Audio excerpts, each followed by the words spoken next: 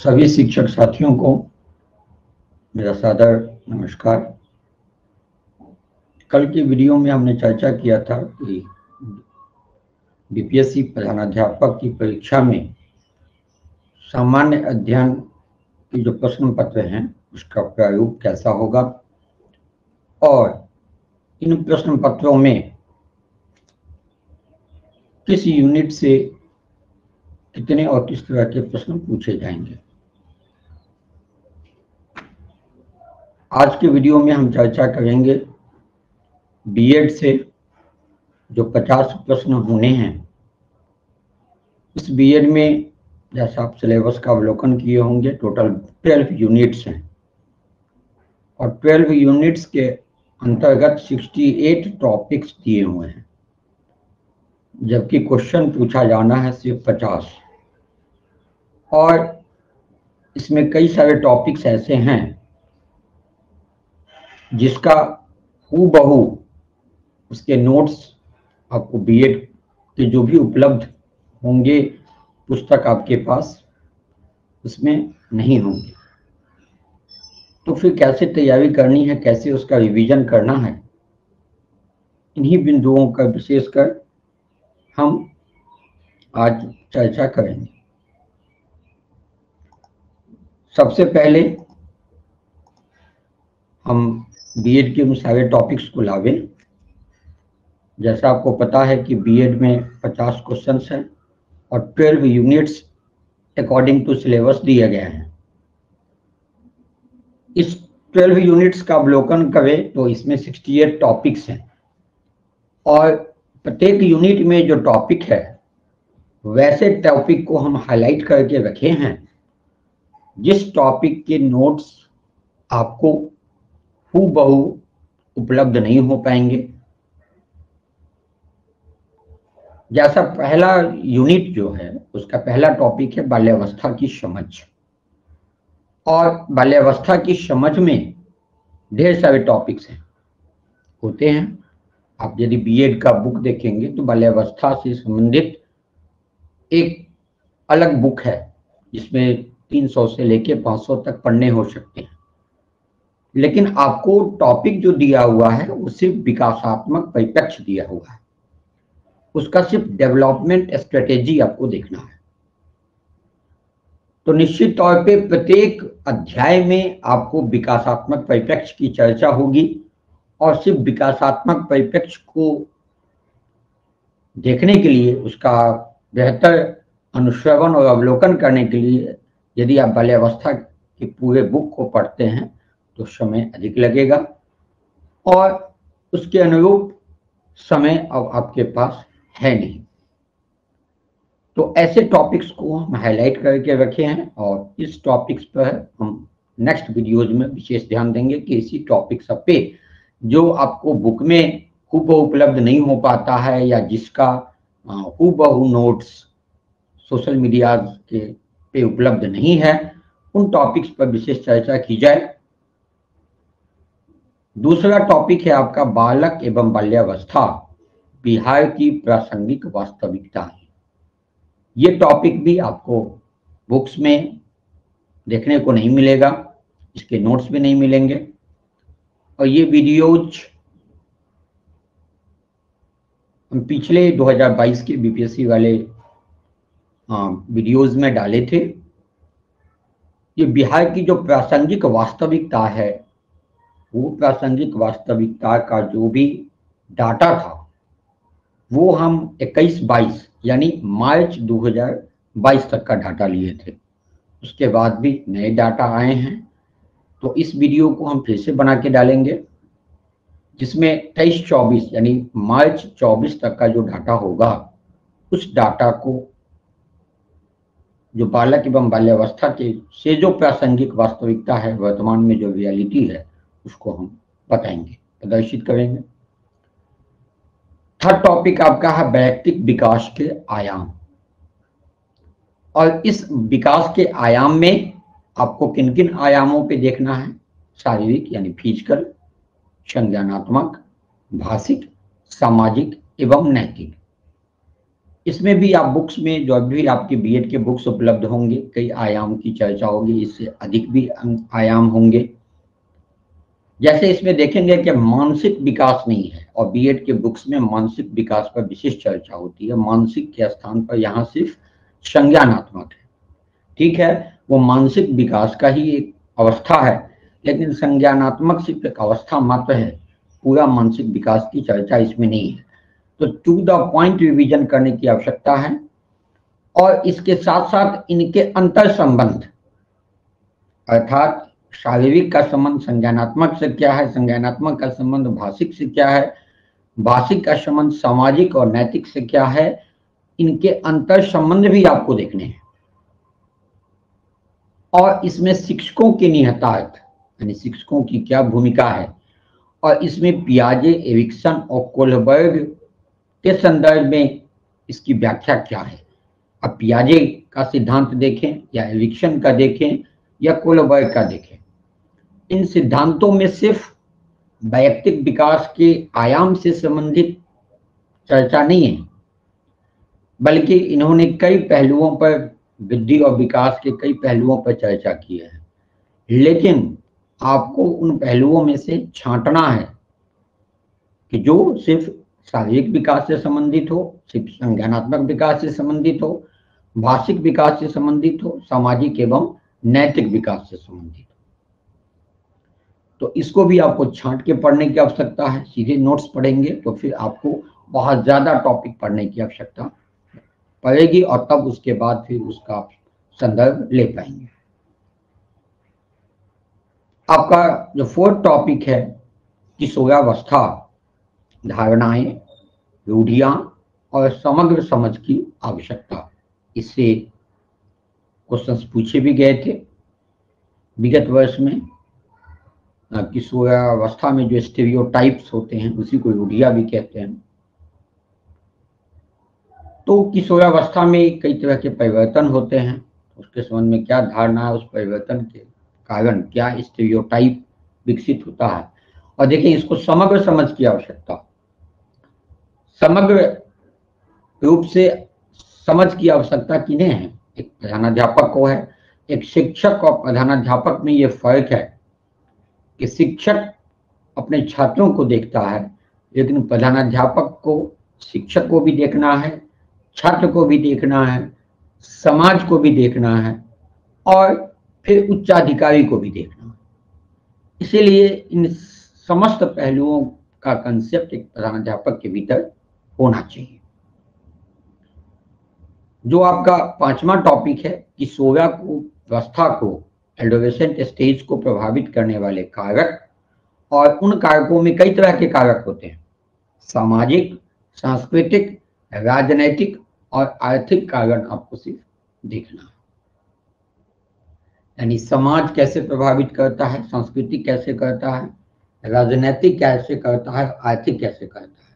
देखेंगे आप बीएड के बुक्स में होंगे कि वातावरण, और वातावरण से ही समाज आया, वातावरण से ही संस्कृति आई, और उसी वातावरण से राजनीति भी आई, और भी कई पहलू हैं।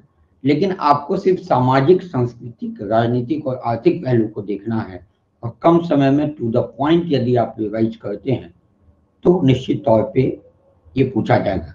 हमने जो रिसर्च किए पिछले वर्ग के क्वेश्चन और सिलेबस के अकॉर्डिंग, तो एक 50 क्वेश्चंस में एक भी क्वेश्चन ऐसा नहीं था जो इस टॉपिक से, जो भी बीएड के सिलेबस दिए गए थे उस सिलेबस से एक भी इधर क्वेश्चन नहीं पूछा गया था। सारे क्वेश्चंस अकॉर्डिंग टू सिलेबस ही थे। और छठा टॉपिक है, बिहार में किशोरों की प्रासंगिक वास्तविकता। वहां देखिए, बालक एवं बाल्यावस्था की प्रासंगिक वास्तविकता है, और यहाँ किशोरों की प्रासंगिक वास्तविकता है। और यह भी कहाँ, हमारे स्टेट बिहार में। इसका भी वीडियोज हमारे पुराने वीडियोज में होगा, लेकिन वो 21-22 तक का डाटा है। हम नए डाटा के साथ फिर इस वीडियोज को भी हम ढालेंगे कि किशोर के संबंध में क्या अभी प्रासंगिक वास्तविकता है बिहार में, और इससे क्वेश्चंस पिछले एग्जाम में पूछे गए थे। इस तरह से आप देखें कि 6 टॉपिक्स हैं इसमें। तो निश्चित तौर पर इस यूनिट से 4 से 5 प्रश्न पूछे जाने हैं। अब आते हैं यूनिट 2 पे, यानी यूनिट 1 जो आपका है वो बाल्यावस्था और किशोरावस्था की समग्र अवधारणा, और उस अवधारणा में जो निहित टॉपिक्स दिए गए हैं सिर्फ उसी टॉपिक्स को रिवीजन कर लेते हैं आप, तो आपका काम इस यूनिट से चल जाना है, ठीक है। नहीं तो आप देखेंगे कि सामान्य अध्ययन से भी अधिक इसका जो आपको विशाल विस्तृत टॉपिक्स हैं, बीएड के टॉपिक्स हैं, तो सारे टॉपिक्स को पढ़ने के लिए आपके पास समय का अभाव है निश्चित तौर पर, और हम सभी इंगेज हैं काफी, सब ड्यूटी करते हुए रिवाइज करना है, इसलिए टू द पॉइंट पढ़े, और जहां कहीं जिस टॉपिक में आपको हेल्प की आवश्यकता है निश्चित तौर पर आप फोन करें, कमेंट करें, हम आपको उपलब्ध कराने की कोशिश करेंगे। अब आते हैं यूनिट 2 में।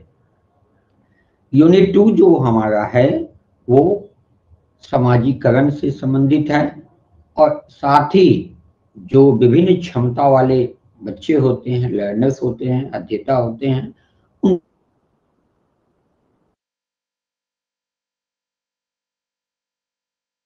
समाज स्कूल को प्रभावित करता है, खासकर आप ग्रामीण परिवेश के जो भी था, और अभी हमारे सीएस महोदय भी अपने कई लेटर्स और वीसी के माध्यम से इस बात की चर्चा कर चुके हैं कि समाज के लोग बहुत अपनी आकांक्षा से, बहुत इच्छा के साथ अपने बच्चों को अच्छी शिक्षा देने के लिए स्कूल की स्थापना किए, लेकिन फिर शिक्षा की हालत धीरे धीरे बदतर हुई, स्कूल की स्थिति खराब हुई, और उसी स्थिति को फिर सुधार करने का एक बहुत ही सकारात्मक प्रयास किया जा रहा है सीएस महोदय के द्वारा। तो समाजीकरण और स्कूल का क्या संदर्भ है, विद्यालय प्रवेश का क्या प्रभाव पड़ता है, और विद्यालय एक सामाजिक संस्था के रूप में है बिहार में इसकी क्या धारणा है, अन्य स्टेट में जो भी हो, लेकिन बिहार में इसकी क्या धारणा है कि विद्यालय एक सामाजिक संस्था के रूप में कार्यरत है। और यदि आप किसी भी विद्यालय में, जिस विद्यालय में आप पदस्थापित हैं, उसका आप यदि इतिहास देखें कि विद्यालय की स्थापना कैसे हुई है, तो आपको बहुत मोटा मोटी आइडिया लग जाएगा। निश्चित तौर पर विद्यालय हमारा जो एक सामाजिक संस्था था, और धीरे धीरे फिर वो राजकीयकृत हुआ, अपग्रेडेड हुआ या राजकीय हुआ, और फिर जो शिक्षा की जो भी पॉलिसीज आई, जो कि समवर्ती सूची में शामिल है, केंद्र एवं राज्य दोनों का हस्तक्षेप हुआ, और जो मुक्त एवं अनिवार्य शिक्षा का प्रावधान आया, उसके बाद फिर सबको मुफ्त में अनिवार्य शिक्षा के लिए उसको राजकीयकृत या राजकीय किया गया, फिर गवर्नमेंट के थ्रू यहाँ के स्टाफ की पोस्टिंग की गई, उसका पेमेंट किया गया, जबकि पहले वो समाज में चंदा इकट्ठा करके चलाया जाता था। और ये भी जो टॉपिक है ये आपको हूबहू फिर बीएड के बुक्स में नहीं मिलने को मिलते, तो फिर यह जब नहीं दिखेगा तो फिर इसका रिवीजन कैसे करेंगे, तो इस पर भी विशेष हम नोट्स, थोड़ा सा मेहनत तो हमें लगेगा, लेकिन इस पर नोट्स बना के हम वीडियो बनाने की कोशिश करेंगे। अगला इसी में है, अगला पॉइंट स्कूली संदर्भ में मूल्य का निर्माण। तो मूल्य जो हमारा है, वैल्यूज जो हमारा है, वो स्कूल में कैसे बनता है, और स्कूल में का जो वैल्यू है वो समाज में, खासकर समाजीकरण से रिलेटेड है, तो स्कूल का समाज में क्या मूल्य है, क्या वैल्यू है, अब समाज वास्तविक रूप में अभी क्या देख रहा है, स्कूल को किस रूप में देख रहा है, और कैसे इसकी मूल्य का निर्माण हुआ धीरे धीरे शनि शनि, इसके संदर्भ में आपको अवलोकन करना है। और ये बेसिक कंसेप्ट है, ये आप अपने मनोयोग से भी इसका अपने निर्धारण, इसके प्रश्नों का निर्धारण कर सकते हैं। सेकेंड टॉपिक आपका है समाज में असमानताएं एवं प्रतिरोध। समाज में असमता, असमानता है, कई तरह की असमानता है, धर्म संबंधी, जाति संबंधी, अर्थ संबंधी, पेशा संबंधी, हर तरह के लोग आते हैं, हर तरह के छात्र आते हैं, हर सब वो आर्थिक रूप से संपन्न छात्र भी आते हैं, विपन्न छात्र भी आते हैं, बहुत सक्षम छात्र भी आते हैं, मंदबुद्धि बालक भी आते हैं, तो ये असमानताएं हैं और ये कैसे शिक्षण में या फिर विद्यालय के माहौल में एक प्रतिरोध का काम करते हैं और ये इसकी पहुंच क्या है। देखिए, इसमें बहुत सारा मुद्दा हो सकता है, लेकिन आपको तमाम मुद्दों के संदर्भ में जानने की आवश्यकता नहीं है, विजन की आवश्यकता नहीं, जानने की आवश्यकता है। आप जानते हैं तो अच्छा है, लेकिन परीक्षा पॉइंट ऑफ व्यू से सिर्फ इसमें पहुंच, ठहराव और बहिष्कार के संबंध में क्या मुद्दे हैं। जैसे जो प्रतिरोध हो रहा है उसका हम बहिष्कार करें या हम उसका ठहराव करें या उसका हम पहुंच करें, तो कैसे असमानता को हम कैसे दूर करेंगे, कैसे उसका ठहराव करेंगे और एक जगह पर जो भी उसमें विभेद है उसको दूर करते हुए, कठिनाई को दूर करते हुए कैसे हम बेहतर माहौल बनाएंगे, इसके संदर्भ में इसमें रिवीजन करने की आवश्यकता है। थर्ड टॉपिक आपका है सामाजिक सांस्कृतिक संदर्भ आधारित अध्ययताओं में घरेलू एवं अन्वेषण की भाषा का अध्ययताओं पर प्रभाव, अध्ययताओं पर सांस्कृतिक विभिन्नता का प्रभाव। अध्येता लर्नर को कहते हैं। तो सामाजिक सांस्कृतिक, सामाजिक परिवेश अलग हो सकता है, सांस्कृतिक परिवेश उसका अलग हो सकता है, और इस संदर्भ में जो घरेलू एवं अनुदेशन की जो भाषा, इंस्ट्रक्शन की जो भाषा अभी नई शिक्षा नीति इस सिलेबस में नहीं है, लेकिन निश्चित तौर पर उससे प्रश्न पूछे जाने, इसकी चर्चा हम बाद में करेंगे। तो नई शिक्षा नीति में भी जो है वो अभी हमारा जो एजुकेशन सिस्टम था वो दो भाषा पर आधारित थी, लेकिन नई शिक्षा नीति 3 भाषा में है कि कम से कम जो प्रारंभिक शिक्षा दी जाए वो उसके मातृभाषा में दी जाए। तो घरेलू अनुदेशन की जो भाषा है, अब जो बच्चा गांव से निकल के आया, अपने परिवार से निकल के आया आपके विद्यालय में, अब वो हिंदी बोलना नहीं जानता अच्छा से, और हिंदी बोलने की वो कोशिश करता है, बोल नहीं पाता, पूर्ण वो देहाती जो ग्रामीण लैंग्वेज है उसका जो मदर टंग है वो बोलता है और आप उसका मजाक उड़ा देते हैं, तो निश्चित तौर पर फिर वो स्कूल से दूर भागता है। तो जिस भाषा में वो आसानी से समझे, यदि उस भाषा में समझते, मेनली कंसेप्ट है, उसको भाषा तो धीरे धीरे सीख ही जाएगा, लेकिन कंसेप्ट बार बार नहीं सीख सकता। तो कंसेप्ट उसको देना है और उस पर क्या प्रभाव पड़ता है हम उसको दोनों भाषाओं में सिखाकर देख सकते हैं, देखते हैं कि नहीं घरेलू भाषा में उसका कंसेप्ट ज्यादा बेहतर हो पाता है, तो इसका क्या इफेक्ट है, इसी संदर्भ में आपको इसमें स्टडी करने की आवश्यकता है। और इसी में अगला पॉइंट है अध्येताओं पर सांस्कृतिक विभिन्नता का प्रभाव। विभिन्न संस्कृति के बच्चे आ सकते हैं, खासकर इधर के परिवेश में कम मिलते हैं, लेकिन हो सकता है कि आपकी पोस्टिंग ऐसे जगह हो जाए जहाँ विभिन्न संस्कृति के लोग रहते हैं, तो इसका प्रभाव भी लर्नर पे पड़ता है और संस्कृति के अनुकूल उसका जो मनोवृत्ति है, उसका जो अनुशासन है वो प्रभावित करता है। तो निश्चित तौर पर उसको भी रिवीजन करने की आवश्यकता है। चौथा टॉपिक आपका विभिन्न क्षमता वाले अध्येताओं की समझ। अब जैसा पहले भी चर्चा किए हैं कि इसमें जो लर्नर हैं उनकी क्षमता अलग अलग हो सकती है, और ये विभिन्न क्षमताओं में टोटल 12 तरह की क्षमता संबंधी आपको विकार होते हैं, लेकिन आपको सिर्फ 2 देखना है। मंद गति के अध्येता जो धीरे धीरे सीखते हैं, समय लेके सीखते हैं, और दूसरा डिसलेक्सिया, बाकी के संबंध में आपको जानने की आवश्यकता नहीं है। इसलिए विभिन्न क्षमता वाले अध्येताओं की समझ, ये आप सिर्फ टॉपिक अगर निकाल के आप नोट्स पढ़े तो आपको 12 का भी टोटल विकार आपको पढ़ना पड़ जाएगा, लेकिन आपको सिर्फ 2 विकार में समेट के रह जाना है। सिर्फ मंद गति के अध्येता और डिसलेक्सिया के संबंध में आपको जानकारी लेनी है। 5वां टॉपिक है इसमें व्यक्तिगत विभिन्नता आकलन के तरीके। कैसे मापेंगे कि विद्यार्थी में जो विभिन्नता है उसका वो जो पर्सनल डिफरेंसेज है वो कैसा कैसा है, तो उसके तरीके में परीक्षण करेंगे, उसका अवलोकन निर्धारण करेंगे, तो उसके लिए किस मापनी का प्रयोग करेंगे और स्व प्रतिवेदन आप कैसे तैयार करेंगे, बस इसके संबंध में जानकारी चाहिए। बाद बाकी इसके आकलन के तरीके आप देखेंगे तो टोटल 16 तरह के तरीके हैं, लेकिन आपको सिर्फ 3 तरीकों पर ध्यान देना है, परीक्षण, मापनी और स्व प्रतिवेदन। इस तरह से यूनिट 2 में 5 टॉपिक है और यूनिट 1 में 6 टॉपिक है। और 11 ये टॉपिक्स में यूनिट 1 और यूनिट 2 मिला के, तो मान के चलिए कि 11 टॉपिक्स में 8 क्वेश्चंस निश्चित तौर पर यूनिट 1 और यूनिट 2 से रहेंगे। थर्ड टॉपिक आपका है अस्मिता निर्माण की, थर्ड यूनिट है आपका अस्मिता से संबंधित और शिक्षा की जो अवधारणा है उससे संबंधित। इससे भी क्वेश्चंस पूछे गए थे, शिक्षा से 2 क्वेश्चंस थे, 3 क्वेश्चंस थे यूनिट से। अस्मिता निर्माण की समझ, अस्मिता समझते हैं अपनी पहचान, और अस्मिता निर्माण की समझ ये शिक्षक के लिए भी और विद्यार्थी के लिए भी। आप देखेंगे कि शिक्षक का जो वैल्यू था पहले समाज में, उसमें धीरे धीरे गिरावट आई है। और फिर हमारे जो अभी अपर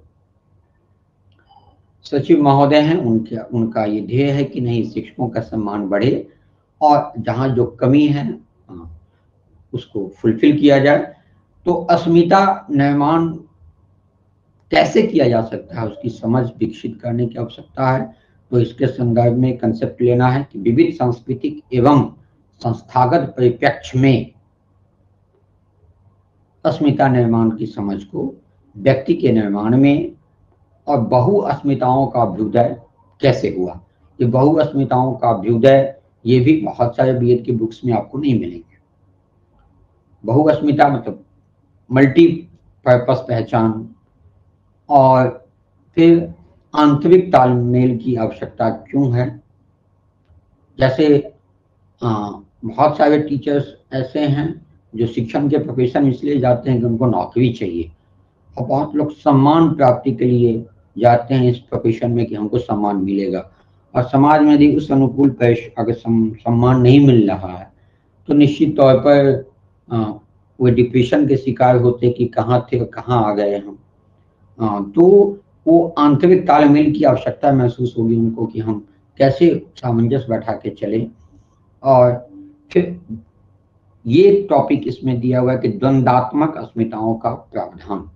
तो ये भी आपको बीएड के जो पहले वाले बुक्स होंगे, रिसेंट बुक्स में तो आ गया है कि द्वंद्वात्मक अस्मिता का प्रावधान क्या है।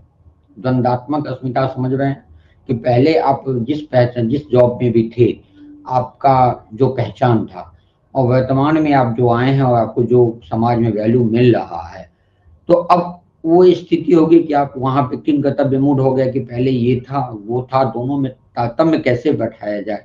तो ये द्वंद्वात्मक अस्मिता का प्रावधान क्या है, कैसे आप उसमें तालमेल बैठेंगे, इसकी समझ आपको यूनिट 3 के टॉपिक 1 में देखने हैं।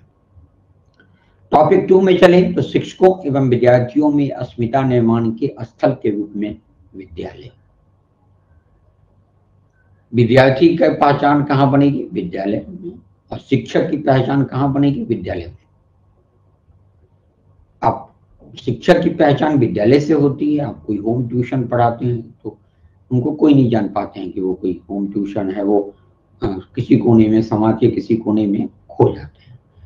लेकिन विद्यालय में है तो ये आप अपनी पहचान बताते हैं, आप क्या करते हैं, तो आप टीचर हैं। तो कहाँ टीचर है? तो फलाने विद्यालय में। तो आपका एक पहचान बनता है। और एक विद्यार्थी से पूछा जाता है किस क्लास में पढ़ते हो, तो कहता है कि मैं 9th में पढ़ता हूँ, मैं 11th में पढ़ता हूँ। और किस स्कूल में पढ़ते हो, तो क्लास और स्कूल उसकी पहचान दिला रहा है। तो विद्यालय है। संस्कृति एवं लोकाचार, लोकाचार में देख रहे हैं कि इसका काफी प्रभाव हुआ है। शिक्षण अधिगम अभ्यास एवं वर्ग कक्ष में शिक्षक संवाद। ये शिक्षण अधिगम अभ्यास जो खासकर जो ये अभी ट्रेनिंग दिया जा रहा है SCRT में या फिर विपाड में या फिर अन्य शिक्षण संस्थानों में, या प्रशिक्षण संस्थानें कहें तो ज्यादा अच्छा है, तो वहाँ पे जो शिक्षक संवाद है और शिक्षण अधिगम अभ्यास है, बस उसी पे ज्यादा फोकस किया जाएगा। वर्ग कक्ष में शिक्षक संवाद कैसा होना चाहिए, एक प्रभावी शिक्षण पद्धति कैसा होना चाहिए। अगर शिक्षक बहुत अच्छा पढ़ा रहे हैं, ब्लैक बोर्ड पे पढ़ा रहे हैं, और छात्र यदि ध्यान केंद्रित नहीं है ब्लैक बोर्ड पे, तो निश्चित तौर पे वो आपस में शोरगुल करेंगे और क्या होगा, कि शिक्षक का वो जो शिक्षण का जो वातावरण है वो फिर वातावरण बहुत प्रभावी वातावरण नहीं हो पाएगा। तो शिक्षक का जो संवाद होगा वह कक्ष में वो कैसा प्रभावी हो, बच्चे यदि थके भी हुए हैं तो कैसे जोश और उत्साह के साथ वो पढ़ाई की ओर उन्मुख हो सके, इसके संबंध में।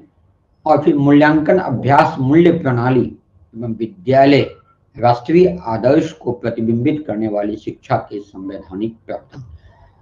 संवैधानिक प्रावधान तो कई तरह के हैं, अब पूरे संवैधानिक प्रावधान को देखेंगे तो वही सिर्फ आपको कम से कम आपको 300 से 400 पन्ने मिल जाएंगे, लेकिन आपको यहां सिर्फ देखना है मूल्यांकन अभ्यास मूल्य प्रणाली और विद्यालय राष्ट्रीय आदर्श को प्रतिबिंबित करने वाले शिक्षा के संवैधानिक प्रावधान। यानी शिक्षा के जो भी संवैधानिक प्रावधान किए गए, जो भी हमारे मूल अधिकार में दिया गया या फिर संशोधन के हिसाब से दिया गया, तो उसमें किसको फोकस किया गया कि राष्ट्रीय आदर्श को प्रतिबिंबित किया जाए। तो इसमें क्या संवैधानिक प्रावधान आए हैं, और इसी संवैधानिक प्रावधान में आपको देखिए जो न्यू एजुकेशन पॉलिसी है, नई शिक्षा नीति है, उससे क्वेश्चंस पूछे जा सकते हैं, क्योंकि यहाँ पे यह नहीं दिया गया कि कोठारी आयोग से 2005 तक के कानून तक, ऐसा नहीं दिया गया है। तो निश्चित तौर पर इसमें आपको to the point A to Z topics देखने की आवश्यकता पड़ेगी और NEP से क्वेश्चंस पूछा जाएगा तो निश्चित तौर पर इसी से पूछ देगा। अब हम लोग आते हैं अवधारणा, शिक्षा का अर्थ। अवधारणा कंसेप्ट है आपका, शिक्षा का अर्थ क्या है, उसकी परिभाषा क्या है। विभिन्न जो दार्शनिक थे, फिलोसफर थे या फिर जो शिक्षाविद थे, उनके हिसाब से क्या परिभाषा थी। स्कूल का जो पढ़ाई है, जो अनुदेशन है, जो प्रशिक्षण एवं शिक्षा देना, शिक्षा के रूप क्या क्या है, औपचारिक, अनौपचारिक, निरौपचारिक, इसे प्रश्न पूछे गए। तो शिक्षा का अर्थ भी पूछा गया था, जो डिस्प्यूटेड क्वेश्चन रहा है इसका। राष्ट्रीय आदर्श को प्रतिबिंबित करने वाले शिक्षा के संवैधानिक प्रावधान, देखिए इसकी चर्चा ऊपर में भी है, ठीक है। और इसमें प्रजातंत्र, समानता, स्वतंत्रता, धर्मनिरपेक्षता एवं सामाजिक न्याय। धर्मनिरपेक्षता में शिक्षा से क्या जोड़ा गया, शिक्षा से संबंधित जैसा आप संविधान में पढ़ेंगे कि हम ये अधिकार दिया गया कि जो अल्पसंख्यक लोग हैं वो अपने बच्चों को अपने धार्मिक शिक्षा देने के लिए अपने मदरसों की स्थापना कर सकते हैं या अपने संबंधित शिक्षण संस्थानों की स्थापना कर सकते हैं। तो इस तरह का जो संवैधानिक प्रावधान था और जिससे सामाजिक न्याय मिले, कई तरह के संशोधन हुए हैं। जो शिक्षण संस्थान है, उत्कृष्ट शिक्षण संस्थान है, उन संस्थानों में प्रवेश के लिए जो पिछड़े वर्ग के लोग हैं उनको भी सामाजिक न्याय दिलाने के लिए, उनके प्रवेश के लिए आरक्षण की व्यवस्था की गई है। तो ये सब संवैधानिक प्रावधान, और जिसे एक भारत का जो आदर्श है वो विश्व स्तर पर, ग्लोबल लेवल पर एक आदर्श राष्ट्र के रूप में इसकी मान्यता मिले। लोग समझे कि यहाँ पे धर्मनिरपेक्ष राज्य है, समानता को प्रतिबिंबित किया जा रहा है, सभी को ऊंचा उठाने का प्रयास किया जा रहा है। तो इस संदर्भ में आपको इसमें रिवीजन करने की आवश्यकता है। और राष्ट्रीय विकास हेतु शिक्षा आयोग जो 64-66 का था, उसके संदर्भ में इसको रिवीजन करने की आवश्यकता है। तो इस तरह से देखिए कि इस यूनिट से में 5 टॉपिक्स हैं। तो 5 टॉपिक्स में इस यूनिट से पिछले परीक्षा में 3 प्रश्न पूछे गए थे, तो संभावना है कि इस परीक्षा में भी 3 प्रश्न पूछे जा सकते हैं। यूनिट 3 हो गया। अब हम लोग यूनिट 4 पे आते हैं। यूनिट 4 आपका फिलॉसफी से रिलेटेड है, दर्शन और शिक्षा। इसमें दर्शन का परिभाषा, दर्शन की भाषा, और जो दर्शन के संप्रदाय है, जिसमें कई संप्रदाय है, जिसमें आपको देखना है आइडियलिज्म, आदर्शवाद, नेचुरलिज्म, प्रकृतिवाद, प्रयोजनवाद, मार्क्सवाद और मानववाद। कई वाद आपको नहीं जानने हैं। हाँ, साथ में यथ, और इस मानववाद के बाद यथार्थ, ज्ञान और मूल्य की अवधारणा। इस सब में आदर्शवाद देखेंगे तो काफी, आदर्शवाद में आपको कम से कम 30 से 40 पन्ने का आदर्शवाद मिलेगा, 30 से 40 पेजेस का आपको प्रकृतिवाद मिलेगा। लेकिन आपको इसमें सिर्फ यथार्थ, ज्ञान और मूल्य की अवधारणा देखना। तत्व की अवधारणा, तत्व देख लिए तो यथार्थ देख लिए, ज्ञान और मूल्य, इन्हीं तीनों की अवधारणा आपको देखना है। लेकिन इस अवधारणा में भी आपको विशेष संदर्भ में क्या देखना है? उद्देश्य, पाठ्यचर्या, माने किसका उद्देश्य क्या है। आदर्शवाद का क्या उद्देश्य है? प्रकृतिवाद का, जैसे प्रकृतिवाद का उद्देश्य है कि प्रकृति की ओर बैठो, उसका कहना है कि बच्चा विद्यालय में नहीं पढ़ सकता, उसको प्रकृति में छोड़ दो, स्वयं सीख लेगा। तो उसके हिसाब से पाठचर्या कैसे हो, उसके लिए हिसाब से शिक्षण विधि कैसा हो, और अनुशासन हेतु उनके शैक्षिक निहितार्थ कैसे किया जाए, ये इसी संदर्भ में आपको देखने हैं। टू द पॉइंट आप देखते हैं तो आपको 60 दिन जो बचे हुए हैं 60 दिन में आप रिवीजन कर पाएंगे। अगर पूरा टॉपिक्स पढ़ते हैं तो निश्चित तौर पे आपको समय नहीं मिलेगा, पूरा कवर नहीं हो पाएगा। भारतीय दार्शनिक विचारक और पाश्चात्य विचारक। भारतीय दार्शनिक विचारक में रविन्द्रनाथ टैगोर, महात्मा गांधी, स्वामी विवेकानंद, अरविंद घोष, जय कृष्णमूर्ति और गिजू भाई बधेका, सिर्फ इतना ही का विचार आपको देखना है। इसके अतिरिक्त भी कई विचारक हमारे देश में आए हैं। साथ ही पाश्चात्य विचारक में प्लेटो, रूसो और सिर्फ जॉन डीवी को देखना। ठीक है, अब यूनिट इस तरह देखिए कि इसमें 4 टॉपिक्स हैं। 4 टॉपिक्स में 3 क्वेश्चंस पूछे गए थे और 3 क्वेश्चंस इस बार भी पूछे जा सकते हैं। यूनिट 5 में 5 टॉपिक है। 5 टॉपिक में समानता के अर्थ व संवैधानिक प्रावधान, समानता से रिलेटेड संविधान में क्या प्रावधान है और असमानता के प्रचलित रूप क्या है, प्रकृति, साथी, प्रभावकारी समूह और अल्प समूहों से संबंधित मुद्दे, ये भी आपको नोट्स में नहीं मिलेंगे, बीएड के बुक्स में नहीं मिलेंगे। तो निश्चित तौर पर इससे भी संबंधित हम आपको नोट्स तैयार करके वीडियो बनाएंगे। विद्यालयों में असमानता किस तरह का है? सरकारी निजी स्कूल में असमानता, ग्रामीण शहरी स्कूल में असमानता, एकल शिक्षकीय स्कूल और बहुशिक्षकीय स्कूल में असमानता, शिक्षण पद्धति में असमानता। तो इस असमानताओं को समझते हुए और विद्यालय की गुणवत्ता में क्या अंतर होगा असमानता से, और शिक्षा का जो अधिकार हमको दिया है, जो शिक्षा का अधिकार है वर्तमान में भी 2005 का अधिकार, उसमें कानून क्या है, उसके विधेयक क्या है, उसके प्रावधान क्या है, इसे 2 क्वेश्चन पूछे गए थे इस यूनिट से और 1 असमानता से था। तो 3 प्रश्न इस यूनिट से पूछे गए थे। तो निश्चित तौर पर इस परीक्षा में भी 3 प्रश्न यूनिट 5 से पूछे जा सकते हैं। यूनिट 6 में आपका 7 टॉपिक है, अधिगम से रिलेटेड है और इससे 5 प्रश्न पूछे गए थे विगत परीक्षा।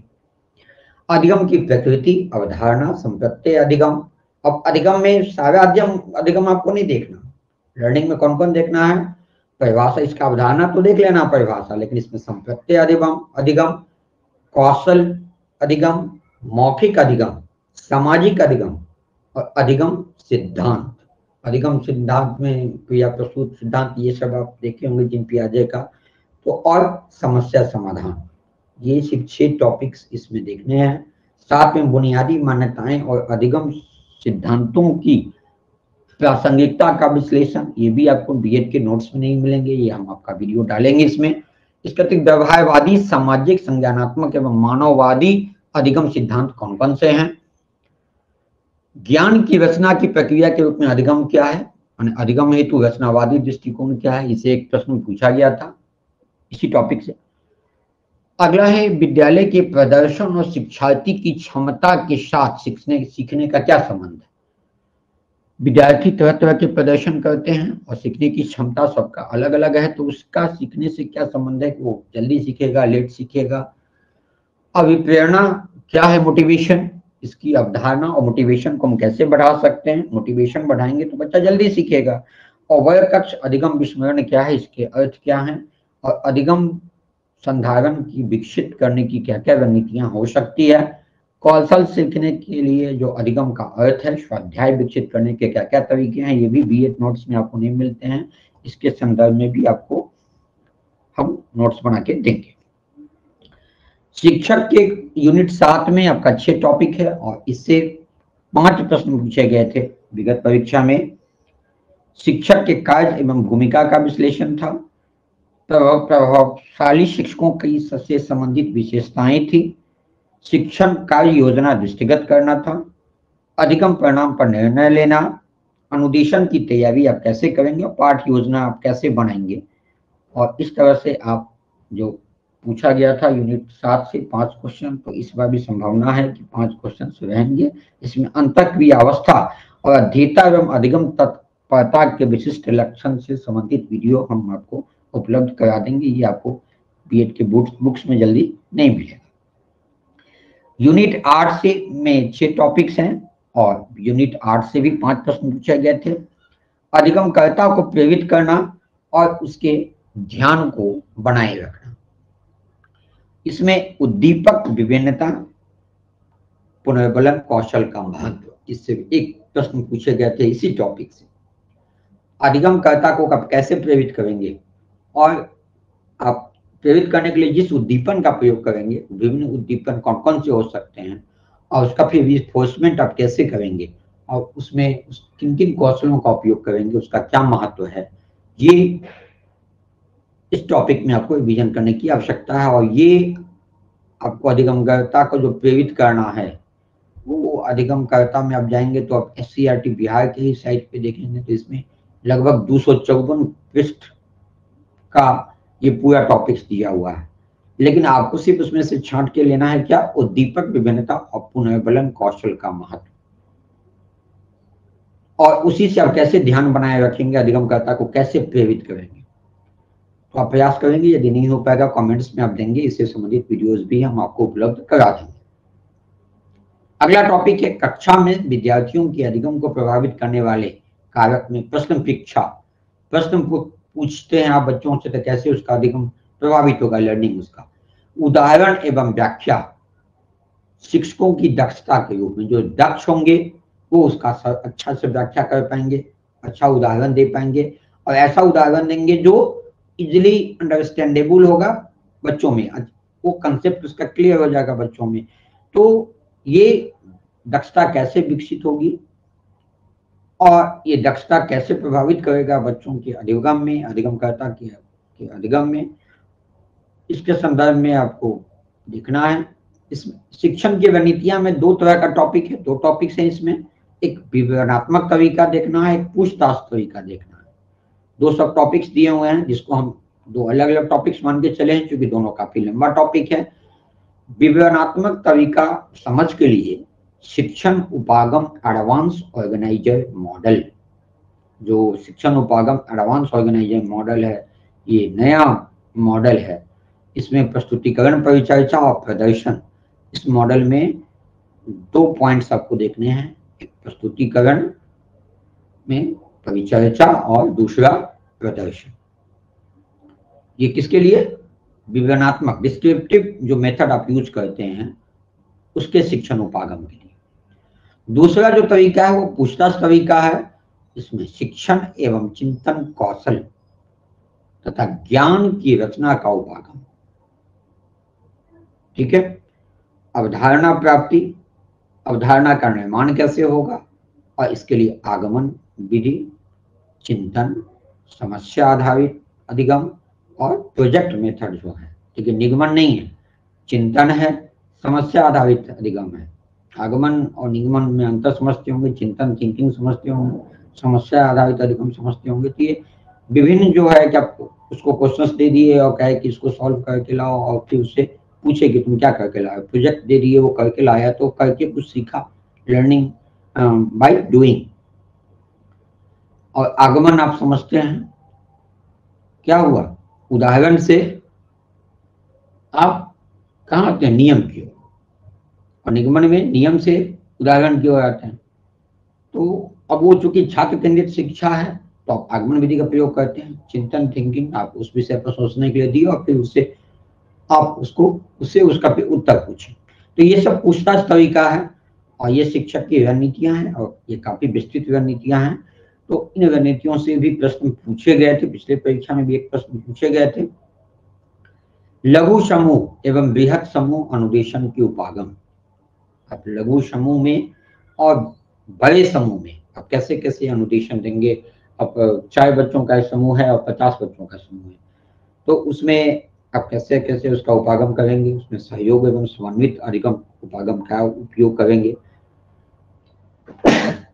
मस्तिष्क उद्वेलन क्या होता है, उसका भूमिका निभाना, नाटकीकरण समूह परिचर्चा, उसका अनुरूपण एवं खेल, वाद विवाद, प्रश्नोत्तरी एवं संगोष्ठी।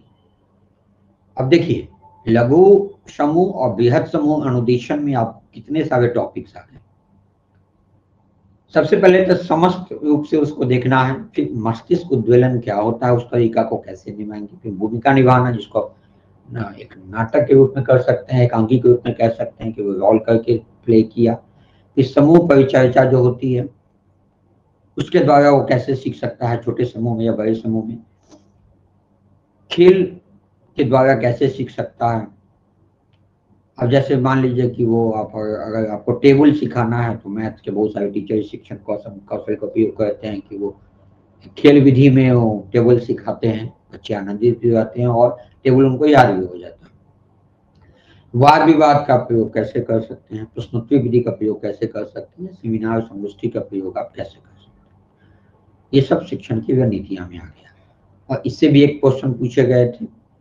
तो इसमें जो यूनिट 8 में आप देखेंगे कि 6 टॉपिक्स हैं और 6 टॉपिक्स में आपको 3 प्रश्न पूछे गए थे। पिछले यूपीएससी परीक्षा में 3 क्वेश्चन पूछे गए थे, तो संभावना है कि इस बार भी 3 से 4 प्रश्न पूछे जाएंगे। यूनिट 9 आपका स्किनर, चॉम्स्की, पियाजे के अनुसार भाषा कैसे सीखते हैं। तो इसमें आप स्किनर, चॉम्स्की, पियाजे और वाइगोत्स्की भी होगा, चलिए कट गया है। तो स्किनर, चॉम्स्की, पियाजे, वाइगोत्स्की के अनुसार भाषा कैसे सीखते हैं। तो देखें आप, इसमें स्किनर, ये जो भी शिक्षाविद रहे हैं या फिर ये कहिए कि मनोवैज्ञानिक रहे हैं, ये सीखने की विधि में सिर्फ भाषा केंद्रित नहीं थे। तो सीखने की विधि में इनका जो अनुप्रयोग हुआ कई रूपों में हुआ, लेकिन आपको फोकस कहाँ करना है, सिर्फ भाषा पे करना है। क्योंकि कम समय में यदि आपको अच्छे से रिवीजन करना है तो आपको सिर्फ केंद्र बिंदु पर ध्यान देने की आवश्यकता है। स्किनर जो मेथड का उपयोग किया, उस मेथड के उपयोग होने से भाषा का विकास कैसे होगा, बच्चों में भाषा कैसे विकसित हो सकती है, चॉम्स्की, पियाजे, वाइगोत्स्की के अनुसार। अगला टॉपिक है भाषा का सामाजिक एवं सांस्कृतिक संदर्भ। भाषा का सामाजिक एवं सांस्कृतिक संदर्भ क्या है, समाज में भाषा का क्या महत्व है, भाषा की क्या संस्कृति रही है, यानी इसका इतिहास आपको देखने की आवश्यकता है। भाषा एवं लिंग, लिंग का क्या प्रभाव पड़ रहा है भाषा पर। भाषा एवं अस्मिता, पहचान, आप देख ही रहे हैं कि आप भाषा का भेद देखेंगे तो भाषा के जो प्रकार हैं, राष्ट्रभाषा, राजभाषा, जनभाषा, संपर्क भाषा।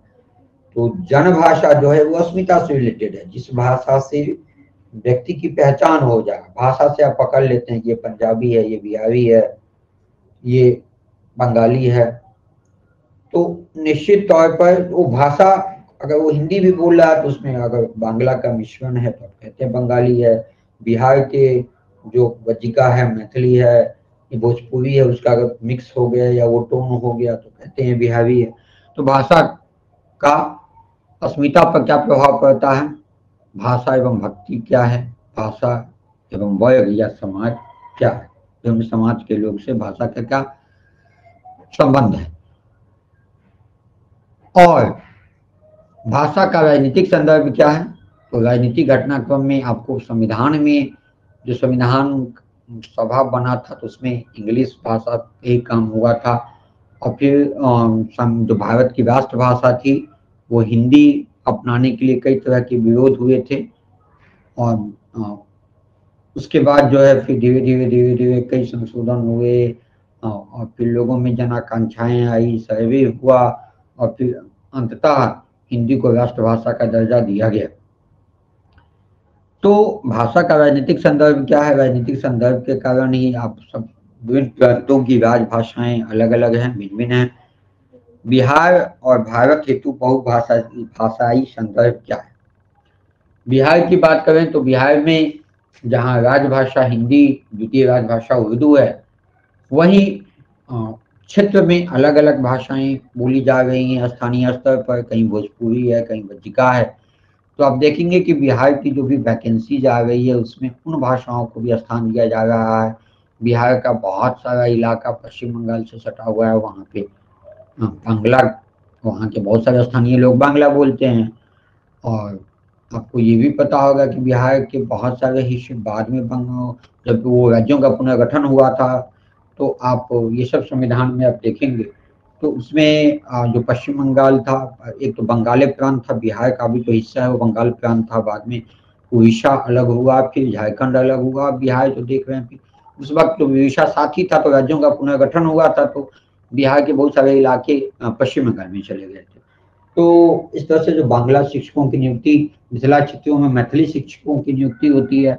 तो बिहार और भारत की बात की जाए तो भारत के विभिन्न राज्यों में, क्योंकि भारत को तो पूरा देश को देखना है, तो देश के विभिन्न प्रांतों में, विभिन्न राज्यों में अलग अलग भाषाएं हैं, राजभाषाएं अलग अलग है। अब कहीं तमिल है, कहीं तेलुगु है, कहीं कन्नड़ है, कहीं मलयालम है। तो उन सभी संदर्भों को भारत को लेना होता है। भाषा से संबंधित भारत में संवैधानिक प्रावधान इस प्रश्न पूछे गए थे।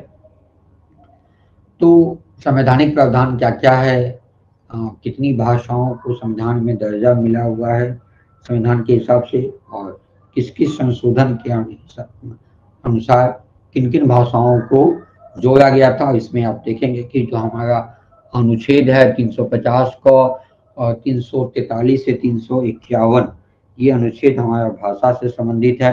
तो इस अनुच्छेद से संबंधित संवैधानिक प्रावधान क्या है, इसके संदर्भ में आपको देखने की आवश्यकता है। भाषा और ज्ञान की रचना कैसे होती है? अगर भाषा नहीं होगा तो फिर ज्ञान का जो प्राप्ति का साधन है, ज्ञान प्राप्ति के साधन में समिधि अंगों से हम ज्ञान प्राप्त करते हैं। समिधि अंगों में आज की तिथि में यदि देखें तो हम श्रवण विधि का उपयोग करते हैं और दृश्य विधि का उपयोग करते हैं। तो श्रवण विधि में भाषा के बिना हम श्रवण विधि नहीं कर सकते हैं, और दृश्य विधि में यदि हम भाषा नहीं समझते तो अगर ब्लैक बोर्ड पर क्या लिखा हुआ है, प्रोजेक्टर पर क्या लिखा हुआ है, हम कैसे पढ़ पाएंगे? तो ज्ञान की रचना का आधार भाषा है। भाषा सीखने के उद्देश्य क्या है? उसकी समझ विकसित करना, कल्पना, सृजनात्मकता, संवेदनशीलता एवं कौशल विकास क्या है भाषा के संदर्भ में, इसके संबंध में विस्तृत अध्ययन आपको इसमें करना। अगला है कि अनुदेशन का जो माध्यम है उसका समीक्षात्मक समालोचना करना। अनुदेशन का माध्यम कहीं इंग्लिश है, कहीं हिंदी है। अंग्रेजी माध्यम स्कूल में यदि कोई स्थानीय बच्चे चले जा रहे हैं, उसके घर में उसकी मातृभाषा बोली जाती है, वो बच्चा अगर स्कूल में चला जाता है तो 90% संभावना है कि उन बच्चों में कंसेप्ट की कमी हो जाती है। तो इसकी समालोचना देखनी है, कि समीक्षा करनी है कि आखिर इसका क्या प्रभाव पड़ रहा है। आखिर इसका समीक्षा किए हैं हमारे विद्वान लोग, हमारे शिक्षाविद लोग, हमारे जो भी इसके लिए आयोग बनी थी, नई शिक्षा नीति जो बनी, तो इसके लिए जो भी आयोग बना उसके संदर्भ में हम आपको अलग से वीडियो या इसका वीडियो में उपलब्ध होगा, नई शिक्षा नीति से संदर्भित। तो इसमें जो भी हमारे शिक्षाविद थे समीक्षा किए होंगे कि इसका क्या प्रभाव पड़ता है। इसके बाद स्कूल के विभिन्न पंजीकृत विषय क्या क्या हैं,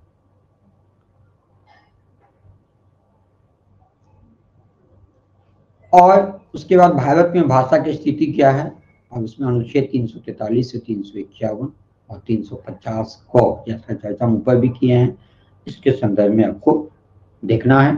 और इस यूनिट से 6 टॉपिक हैं और पिछली बार 5 प्रश्न इसी टॉपिक से पूछे गए थे। यूनिट 10 आपका एकेडमिक एडमिनिस्ट्रेशन से संबंधित है, अकादमिक अनुशासन। इसमें देखिए दार्शनिक परिप्रेक्ष्य में सिर्फ देखना एकता एवं अनेकता, सिर्फ टू द पॉइंट जाइए।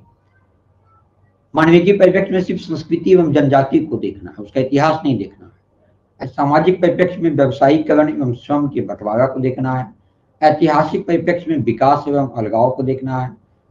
प्रबंधन परिप्रेक्ष्य में सिर्फ बाजार एवं संगठन को देखना है। और शैक्षिक परिप्रेक्ष्य में सिर्फ शिक्षण एवं अधिगम को देखना है। तो ये सिर्फ टू द पॉइंट जाइए तो कम से कम 40 से 50 पन्नों का ये होगा, जिससे 2 प्रश्न पिछले बार पूछे गए थे। विषयों अनुशासन में शोध आंकड़ा संग्रहण के क्या तरीका है, जो रिसर्च हम लोग डाटा लेते हैं उसका क्या तरीका है, निष्कर्ष कैसे निकालेंगे, उसका संबंधीकरण कैसे करेंगे और उसका संदर्भ कैसे तैयार करेंगे, उसके लिए संदर्भ सूची कैसे संग्रह करेंगे। ये सब जो विषय से संबंधित जो रिसर्च होगा या अनुशासन से संबंधित जो रिसर्च होगा उसके संदर्भ में आपको देखना है। अंतः अनुशासन अधिगम क्या है, ठीक है।